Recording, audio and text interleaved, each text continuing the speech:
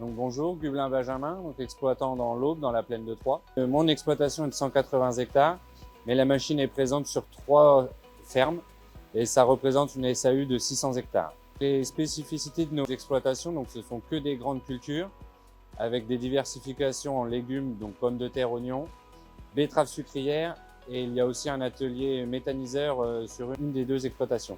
Sur les 3 exploitations, donc, il y a 2 types d'apports d'engrais. Donc, il y a l'apport organique fait en digestol du fait de l'atelier méta et l'autre partie en minéral, donc fait avec l'Axis, après avec plusieurs engrais de fond.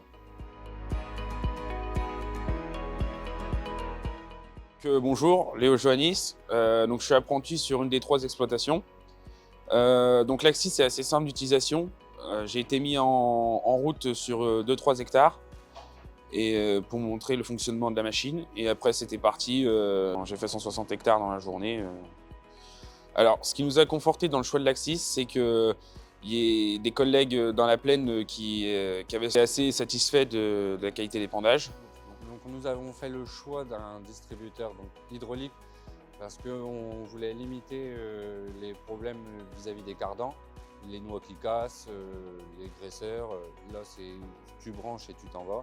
Et les débits d'huile maintenant sur les tracteurs correspondent complètement. Même les petits, les 150 chevaux peuvent l'emmener très bien.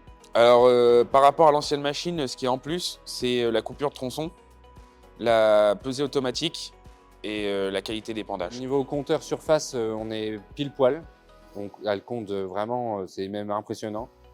Parce qu'avant on commandait toujours l'engrais pour 2 ou 3 hectares de plus et maintenant il faut commander à l'art près. Assez précis par rapport à ça. C'est ça aussi qui nous a décidé. La machine est assez facile à régler avec l'application Sprat7 de Kuhn. Il suffit de rentrer le type de semoir, la taille des disques, largeur d'épandage, de rentrer l'engrais qu'on souhaite épandre. Et puis ça nous déroule les réglages. Il n'y a plus qu'à saisir ça sur l'écran de contrôle du semoir et on est parti. La console Isobus est assez claire d'utilisation. C'est assez intuitif, c'est simple, il n'y a pas d'affichage qui ne servent à rien, tout sert, c'est top. Concernant la vitesse de la machine, on roule en moyenne, quand c'est les engrais de fond, on roule peut-être à 17, c'est suivant les quantités qu'on veut mettre à l'hectare bien sûr. Les limites, j'ai déjà testé, c'est 25.